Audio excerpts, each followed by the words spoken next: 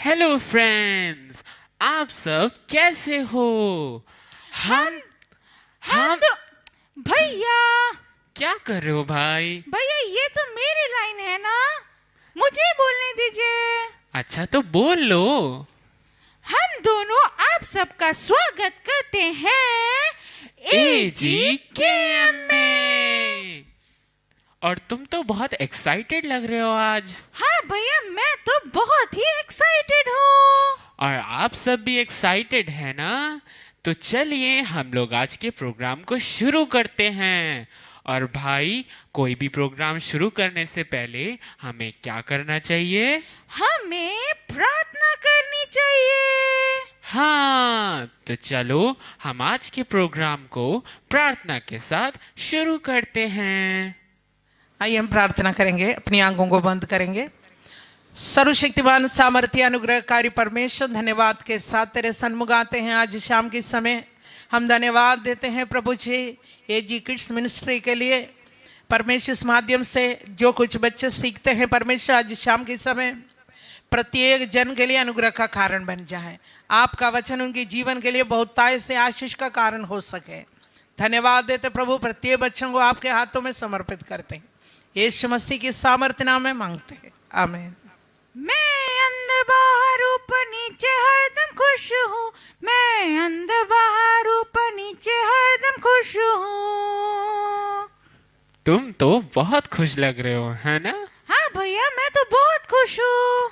और मैं गेस कर सकता हूँ कि तुम क्यों खुश हो। अच्छा, बताइए। हाँ, ये वर्शिप टाइम है इसलिए खुश हो ना तुम? हाँ, आपने बिल्कुल ठीक कहा। तो चलो अब हम लोग वर्शिप में जाते हैं। और अब जो भैया और शारण दीदी हमें वर्शिप में लेके जाएंगे, तो चले। हाँ भैया, चलो चलते हैं। तो चलो फ्रेंड्स, अब ये समय होगा कि हम कुछ देर परमेश्वर की आराधना करेंगे। तो आप लोग अपने स्थानों में खड़े हो जाइए और हम लोग सब मिलके खुशी के साथ परमेश्वर की आराधना करेंगे।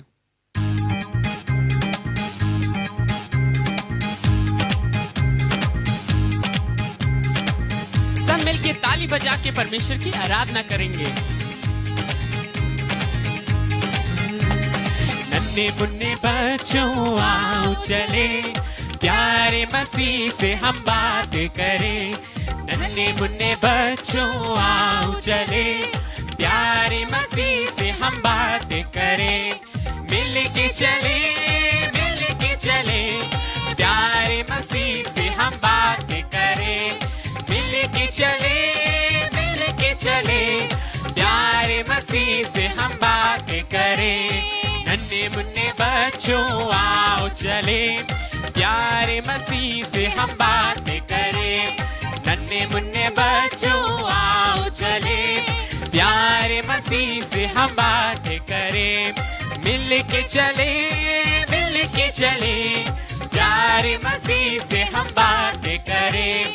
मिल के चले, मिल के चले, प्यारे मसीह से हम बात करें। छोटा प्यारा यीशु कभी ना लड़ा, हम भी किसी से कभी ना लड़े। छोटा प्यारा यीशु कभी ना लड़ा, हम भी किसी से कभी ना लड़े।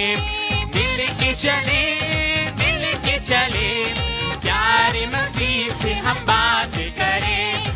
मिल के चले, मिल के चले, प्यारे मसीह से हम बात करें। ओ मिल के चले, मिल के चले, प्यारे मसीह से हम बात करें। मिल के चले, मिल के चले, प्यारे मसीह से हम बात करें। भैया बताओ ना, भैया बताओ, बताते क्यों नहीं हो भैया? अरे क्या हो रहा है तुम्हें? भैया बताओ ना, आज हम क्या सुनेंगे? अरे अरे, अभी से बता दूंगा तो मजा कैसे आएगा। लेकिन मैं अभी तुम्हें सिर्फ इतना बता सकता हूँ कि आज हमें अभिषेक सर एक नई स्टोरी सिखाएंगे। अरे वाह! तो चले। चलो चलते हैं। हेलो बच्चों, हाय बच्चों, कैसे हैं आप सब? मैं आशा करता हूं कि आप सभी लोग बहुत ही अच्छे और बहुत ही हेल्दी होंगे और परमेश्वर के अनुग्रह में बढ़ रहे होंगे। बच्चों, मैं आप सभी का स्वागत करता हूं आज की शाम में। और आज हम एक और कहानी सुनने जा रहे हैं, एक और स्टोरी सुनने जा रहे हैं। और ये स्टोरी बच्चों शुरू होती है एक ऐसे व्यक्ति से जो परमेश्वर का भय मानने वाले और परमेश्वर से प्रेम करने वाले व्यक्ति थे, और इनका नाम है यहोशू। जी हाँ बच्चों, जिसे इंग्लिश में हम जोशुआ कहते हैं, या जिसे हम इंग्लिश में जोशुआ पुकारते हैं। तो बच्चों, ये कहानी शुरू होती है जब परमेश्वर के दास मूसा की मृत्यु हो जाती है और परमेश्वर का वचन यहोशू के पास पहुंचता है कि मेरे दास मूसा की मृत्यु हो गई है और अब तुम्हें इज़राइलियों को, जो मेरी प्रजा है, यहाँ से लेकर यरदन पार करके तुम्हें उस प्रतिज्ञा के देश में पहुंचना है जिस देश को देने का वादा मैंने अपने दास मूसा से किया था। और यहोशू इस बात को जब सुनते हैं तो यहोशू के मन में यह विश्वास था कि परमेश्वर ने जो कुछ कहा है वह पूरा भी करेंगे, क्योंकि परमेश्वर ने यहोशू से कहा था कि तू मत डर, मैं तेरे संग हूँ। मैं जैसे अपने दास मूसा के संग संग रहा, मैं वैसे ही तेरे भी संग रहूँगा। तुझे बिल्कुल भी डरने की ज़रूरत नहीं है और ना ही तुझे मैं धोखा दूंगा। और यहोशू जानते थे कि परमेश्वर ने किस प्रकार इज़राइलियों को मिस्र देश में से निकाल के लाए हैं। उन्हें पता था कि परमेश्वर उनके संग हैं, परमेश्वर इज़राइलियों के संग हैं। और यहोशू ने इस बात का विश्वास किया। और बच्चों, जब यहोशू ने इस बात का विश्वास किया तो परमेश्वर उनके संग संग अपने वादे को पूरा करते हैं। जब हम बच्चों परमेश्वर की आज्ञाओं को मानते हैं तो परमेश्वर भी यहोशू के समान हमारे जीवन में कार्य करते हैं। और हम देखते हैं कि जब यहोशू ने परमेश्वर की आज्ञा को माना तो परमेश्वर की आज्ञा को मानकर यहोशू इज़राइलियों को वहाँ से लेकर, अपने लोगों को, परमेश्वर के लोगों को लेकर वहाँ से आगे की तरफ चल देते हैं।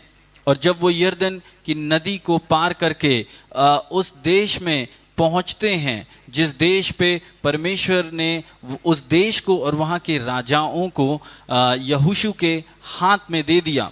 और वो देश कौन सा था बच्चों? वो देश था यरीहो देश, जिस देश को परमेश्वर ने यहोशू और इज़राइलियों को दे दिया।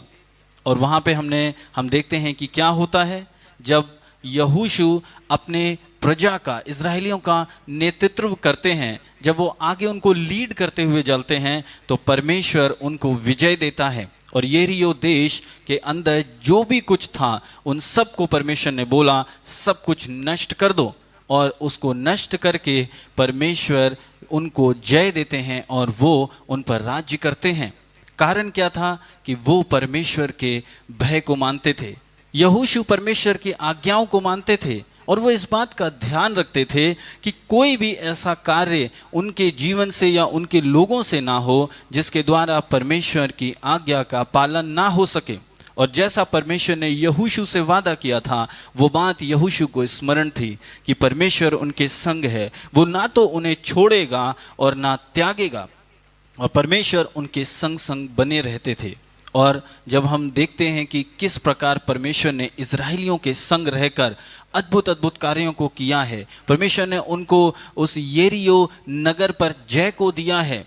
और जब वो वहाँ से आगे बढ़ते हैं तो वो एक एई नगर में पहुँचते हैं। और जब वो एई नगर में पहुँचते हैं तो वहाँ पर क्या होता है? यहोशू अपने दासों को, अपने लोगों को भेद लेने के लिए उस नगर में भेजता है, उस प्रतिज्ञा के देश में पहुंचने के लिए उन्हें भेजता है। और वो सारे लोगों को नहीं भेजता है बल्कि केवल 2000 या 3000 पुरुषों को भेजता है कि वो जाकर वहाँ भेद लेके आएं और वो वहाँ पर जय को प्राप्त कर सकते हैं। मगर जब हम इसको पढ़ते हैं, जब हम इसको सुनते हैं तो ये पूरा नहीं हो पाता है।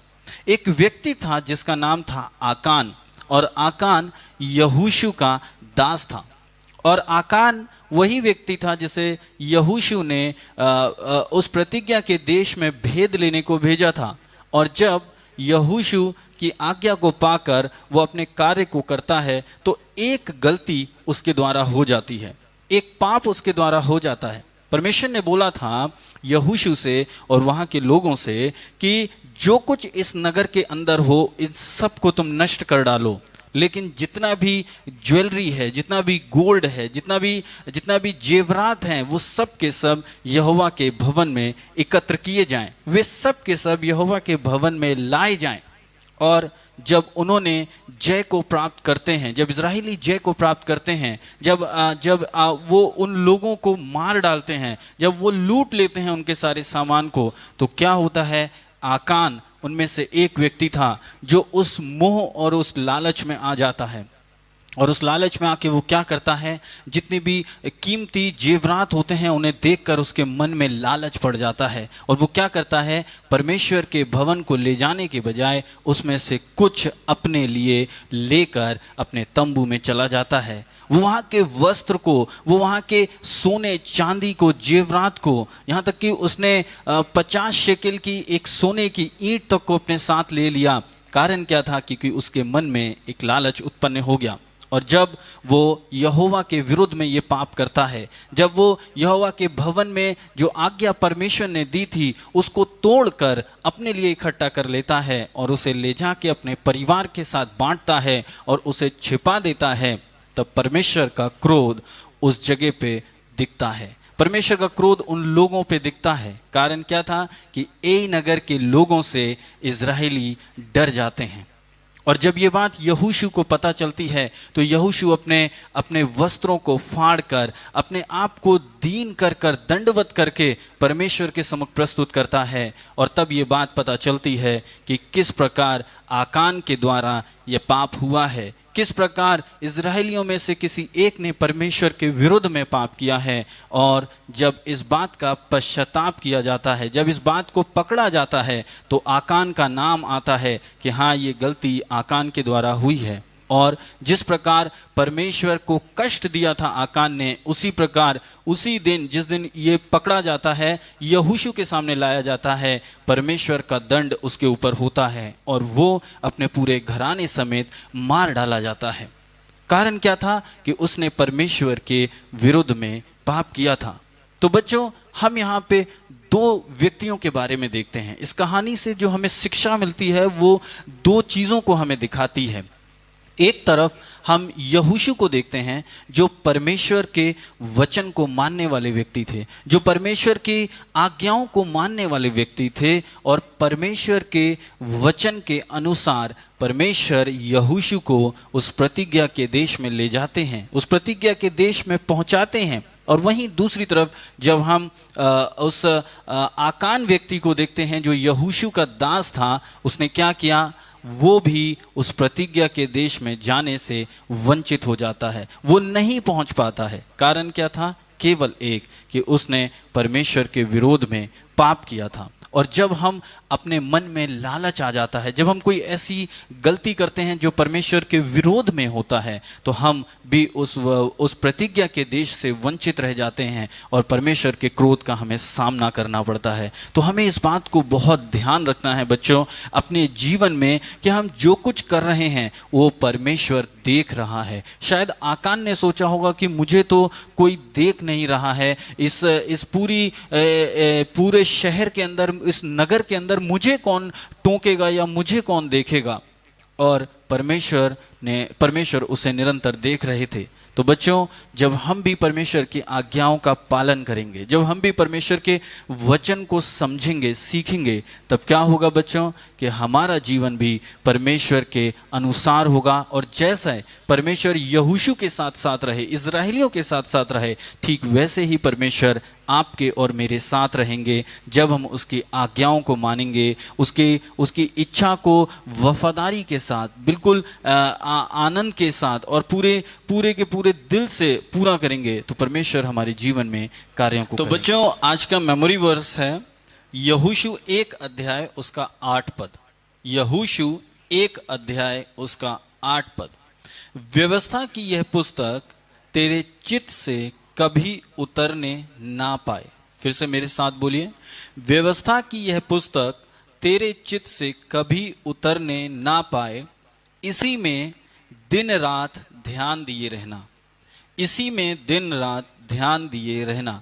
एक बार फिर से बोलेंगे, व्यवस्था की यह पुस्तक तेरे चित्त से कभी उतरने ना पाए, इसी में दिन रात ध्यान दिए। तो बच्चों, आपके लिए एक एक्टिविटी है और आपको इस एक्टिविटी में एक पिक्चर ड्रॉ करनी है। जैसे कि हमने स्टोरी में पढ़ा कि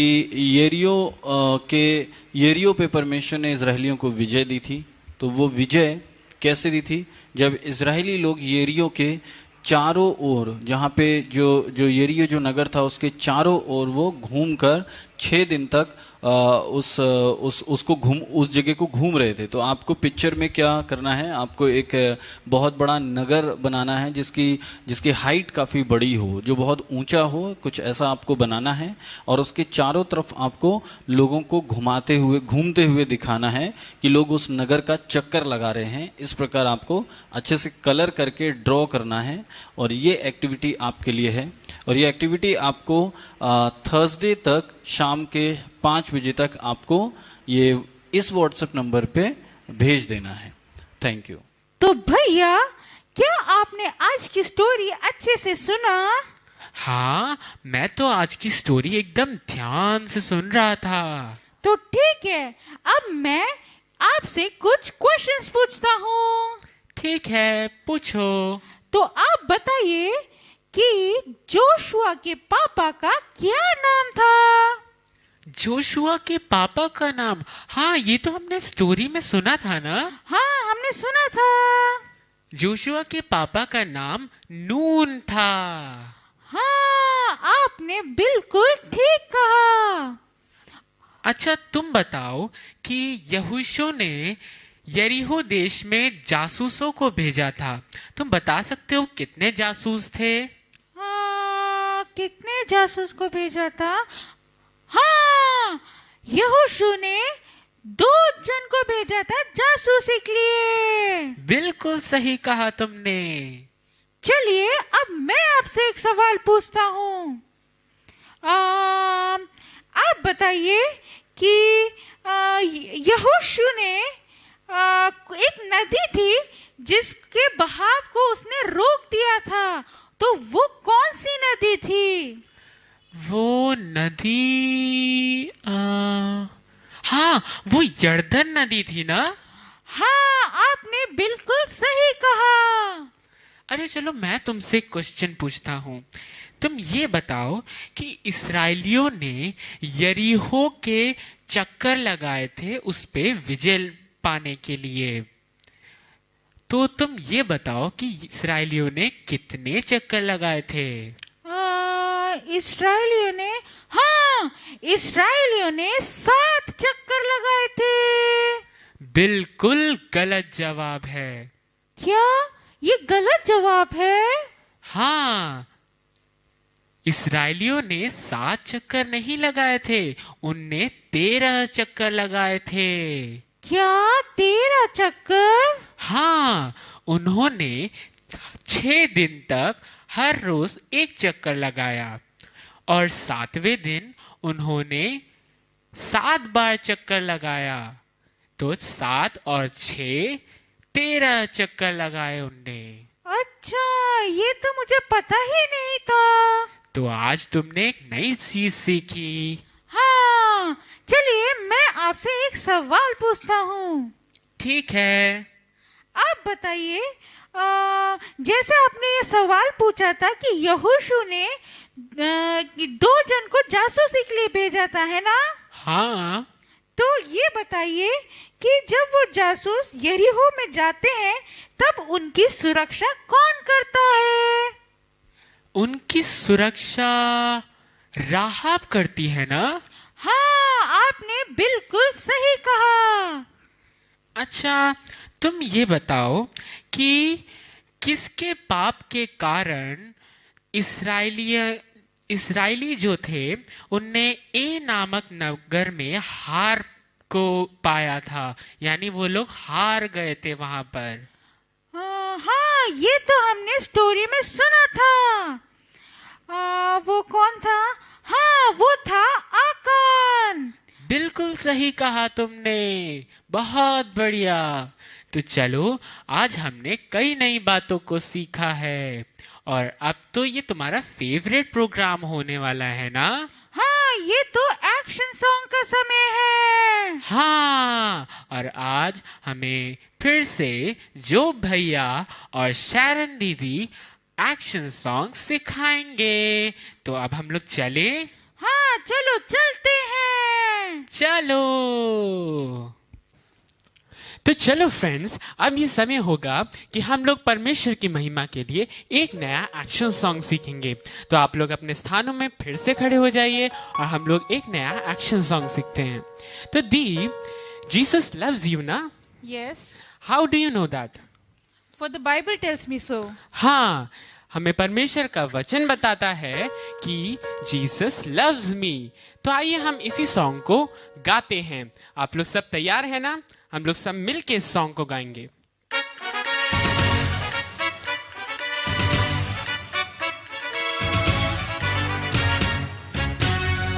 Jesus loves me, this I know, for the Bible tells me so. B-I-B-L-E, B-I-B-L-E, B-I-B-L-E, for the Bible tells me so. Jesus loves me, this I know, for the Bible tells me so. B-I-B-L-E, B-I-B-L-E, B-I-B-L-E, for the Bible tells me so. Jesus loves me, this I know, for the Bible tells me so. B-I-B-L, B-I-B-L, B-I-B-L, for the Bible tells me so. Jesus loves me, this I know, for the Bible tells me so. B-I-B, B-I-B, B-I-B, for the Bible tells me so. Jesus loves me, this I know, for the Bible tells me so. B-I-B-I, B-I, for the Bible tells me so. Jesus loves me, this I know, for the Bible tells me so. B-B-B,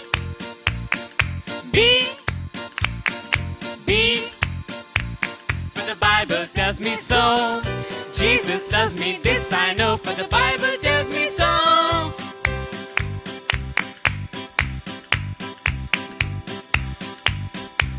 For the Bible tells me so. Yeah!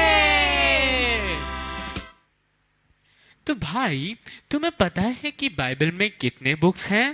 हाँ भैया, Bible में 66 books हैं। और कितने divisions हैं?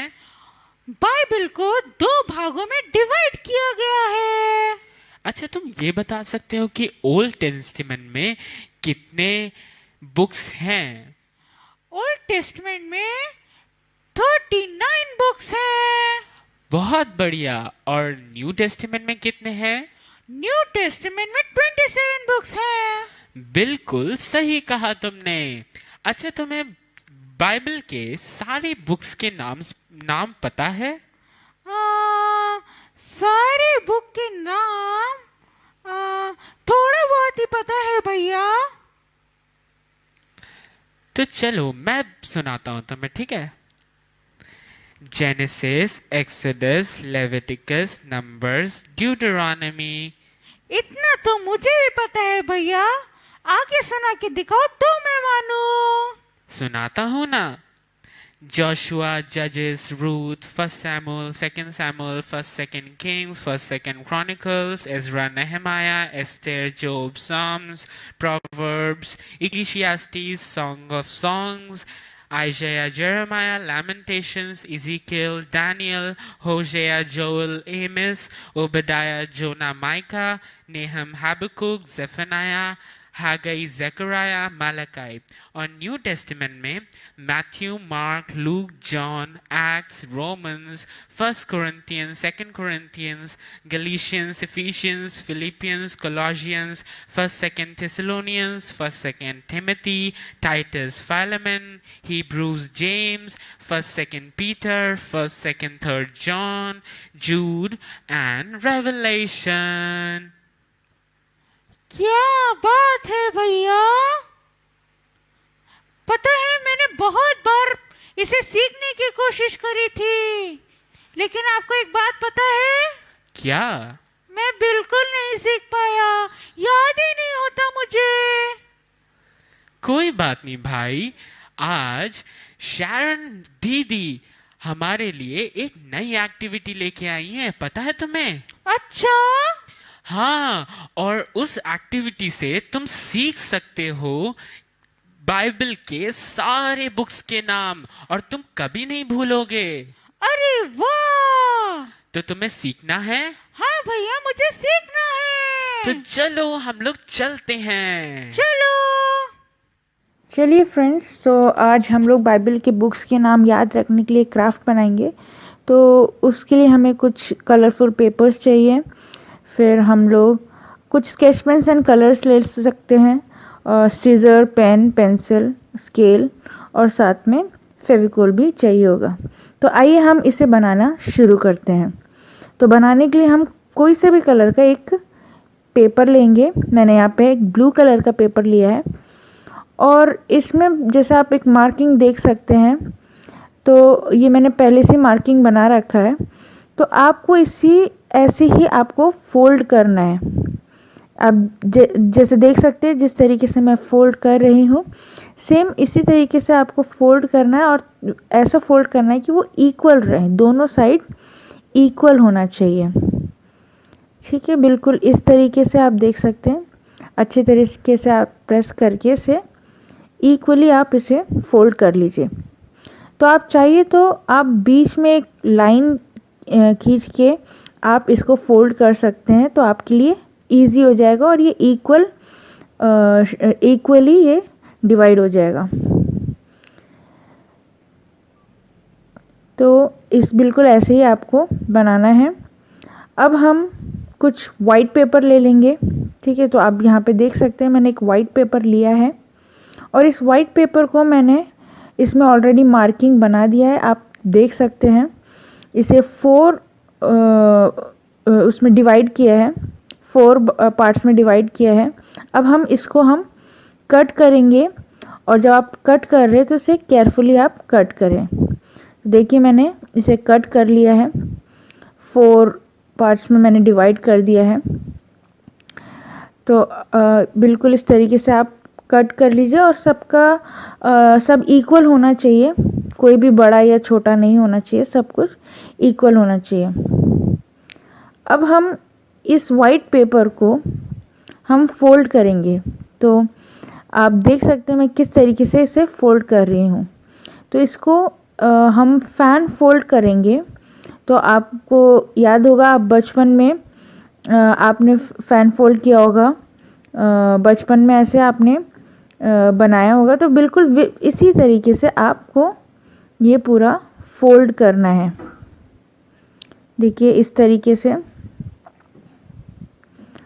आप fold कर लीजिएगा, और ध्यान दीजिएगा कि हर फोल्डिंग इक्वल्स होनी चाहिए, कोई कहीं पे भी बड़ा या कुछ भी छोटा नहीं होना चाहिए, सब इक्वल होना चाहिए। तो बिल्कुल इसी तरीके से आप इस पेपर्स को फोल्ड कर सकते हैं। आप इसको पूरा फोल्ड कर लीजिए। तो यहाँ पे अभी मैंने एक पेपर लिया है, लेकिन अगर आपको ज़रूरत पड़े तो आप और भी पेपर का इस्तेमाल कर सकते हैं।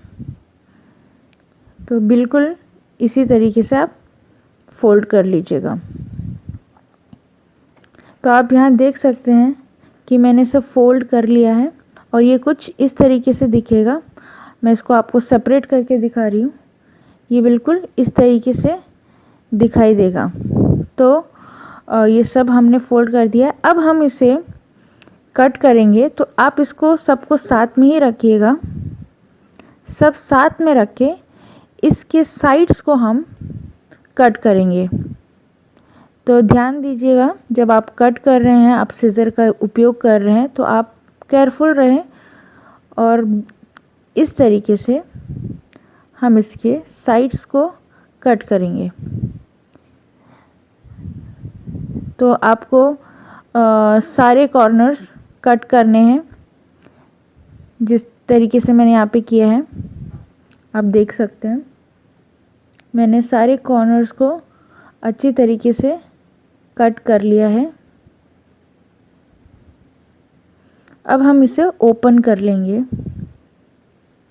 तो ये कुछ इस तरीके से दिखेगा। देखिए मैं आपको पास से दिखा रही हूँ। अब आप इसको सेपरेट कर सकते हैं। तो ये दिखने में कुछ ऐसा दिखेगा। अब आपको क्या करना है, यहाँ पे जितने भी पेपर जो आपने लिए थे इसको आपको एक एक करके इसके एंड्स को स्टिक करना है ताकि ये और ज़्यादा लॉन्ग होते जाए। तो आप यहाँ पे ग्लू लगा सकते हैं और इसको स्टिक कर सकते हैं। तो अब यहाँ पे देख सकते हैं कैसे मैंने इसको स्टिक करके इसे बहुत लॉन्ग बना दिया है। तो आप यहाँ पे मैं आपको दिखाती हूँ। देखिए यहाँ पे मैंने स्टिक किया है, इधर भी मैंने स्टिक किया है और इसको बहुत लंबा बना दिया है। तो ये हमारे लिए इजी होगा। हम इसी के ऊपर नेम्स लिखेंगे, यानी कि बाइबल के बुक्स के नाम इसी के ऊपर लिखेंगे। तो आप कोई सा भी स्केच पेन ले सकते हैं, जो भी स्केच पेन कलर आपको पसंद है अब वो आप ले सकते हैं। मैं यहाँ पे पर्पल कलर ले रही हूँ और इसी से हम लोग बाइबल के बुक्स के नाम लिखेंगे। तो आप चाहे तो आप कोई से भी लैंग्वेज में लिख सकते हैं। मैं यहाँ पे इंग्लिश में लिख रही हूँ। तो बाइबल का सबसे पहला बुक का नाम है जेनेसिस, तो उसको मैं सबसे पहले लिख लूँगी। तो आप चाहे तो हिंदी में, अगर आप चाहते हैं तो आप हिंदी में लिख सकते हैं, नहीं तो आप इंग्लिश में लिख सकते हैं या कोई से भी भाषा में जो आपको इजी लगता है आप उसमें लिख सकते हैं। फिर हम जेनेसिस के बाद दूसरा बुक जो है एक्सोडस, उसको मैं यहाँ पे लिख लूँगी। तो आपको सारे बुक्स के नाम ऐसे ही एक एक करके पूरा लास्ट तक लिखते रहना है। तो आप ऐसे ही लिखते जाइएगा। यहाँ पे आप देख सकते हैं मैंने नेहमाया तक लिख लिया है और ऐसे ही मैं अब एस्तर लिख रही हूँ।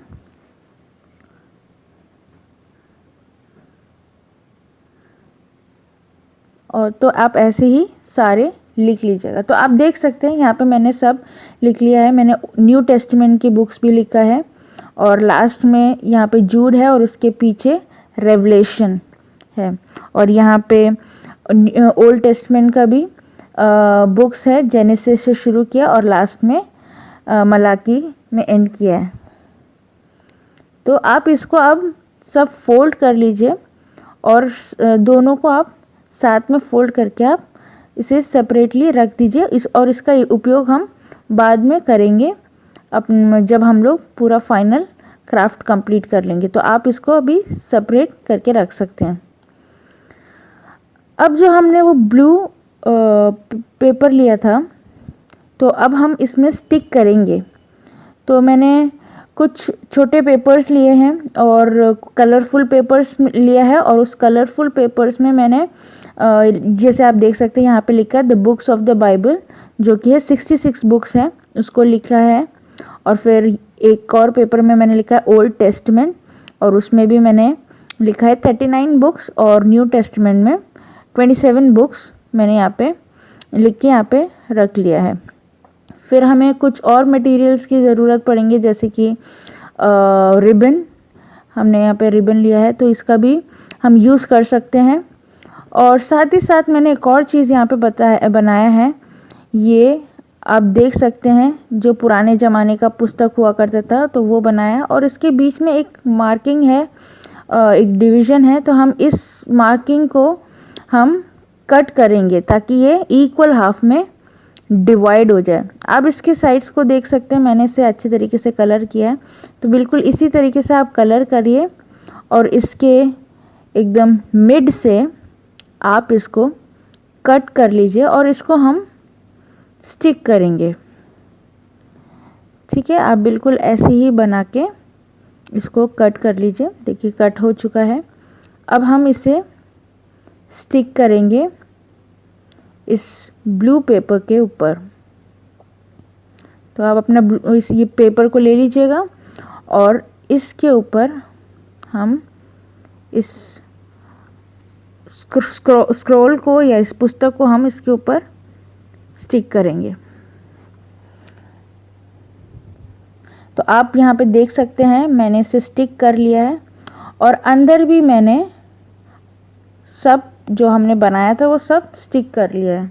तो ये books of the Bible 66 books और फिर old testament and new testament, इस सब को इस तरीके से स्टिक कर लीजिए। और अब मैं आपको उसे खोल के दिखाती हूँ। तो ये कुछ इस तरीके से दिखेगा। तो देखिए अब यहाँ पे जेनेसिस से शुरू हुआ है और फिर लास्ट में आता है मलाकी। ठीक है, तो आप ये कुछ ऐसे दिखेगा। तो इससे इजी होगा, हम इसे कभी भी पढ़ सकते हैं। इसे अगर आप याद करना चाहे तो आप इसे ऐसे ही निकाल के आप इसे याद कर सकते हैं और फिर आप इसे टाई करके इसे वापस भी रख सकते हैं। फिर दूसरा न्यू टेस्टमेंट का भी मैंने यहाँ पे स्टिक कर लिया है। तो न्यू टेस्टमेंट भी जो मैथ्यू से शुरू हुआ है और लास्ट में है रेवलेशन। तो इसको भी हम पढ़ने के बाद फिर इसे वापस टाई करके रख देंगे। अब इस पूरे कार्ड को हम बंद भी कर सकते हैं और इसको टाई रखने के लिए मैं एक रिबन का यूज़ करूँगी।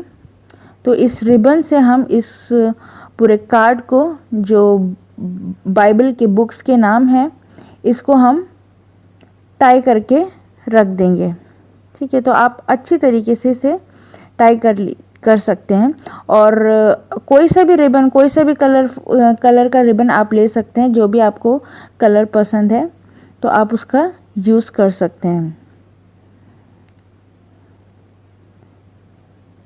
तो इस तरीके से हमने आज भी एक नया क्राफ्ट को सीखा और ये हमारे लिए बहुत यूज़फुल होगा बाइबल के बुक्स के नाम को याद रखने के लिए।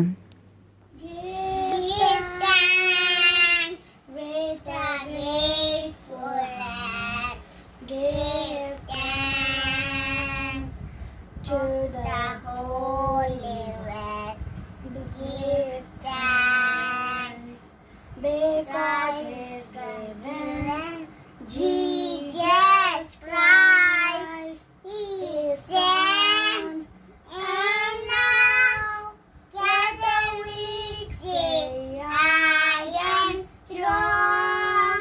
Let the poor say, I am rich, because of what the Lord has done for us. Give thanks.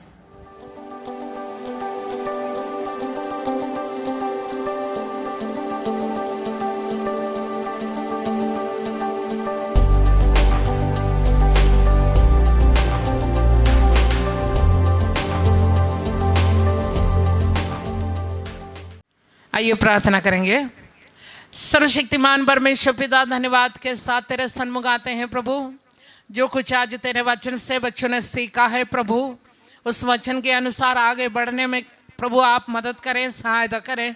आपकी आत्मा इन्हें निरंतर अगुवाई करते रहें।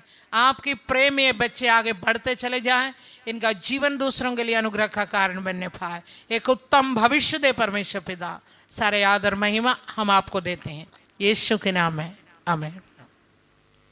तो फ्रेंड्स, अब ये हमारे जाने का समय हो गया है।